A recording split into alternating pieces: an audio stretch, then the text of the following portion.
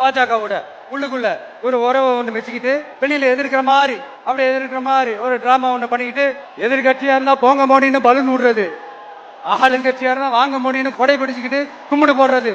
இது மட்டுமா? ஒரு ரைடுன்னு ஒன்று வந்துட்டா போதும், இது வரைக்கும் போகவே போகாத ஒரு மீட்டிங், அதை காரணம் காட்டி டெல்லிக்கு போறது, அங்க ஒரு சீக்கிரட் மீட்டிங் நடத்துறது. நல்லா நோட் பண்ணணும் மக்களே, அந்த மீட்டிங் அப்புறம் இந்த இஷ்யூ அப்படியே காணாம போயிருக்குமே. Stalin uncle, what uncle is very wrong uncle.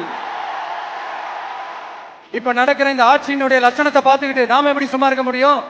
ஒரு தவறு செய்தால், அதை தெரிந்து செய்தால், அவர் கபட நாடக மு.க. ஸ்டாலின் அங்கிளாகவே இருந்தாலும், அங்கிள் அங்கிள் உங்களுக்கு மனசாட்சின்னு ஒண்ணு இருந்துச்சுன்னா நாங்க கேட்கிற கேள்விகளுக்கு மட்டும் கொஞ்சம் பதில் சொல்லுங்க அங்கிள்.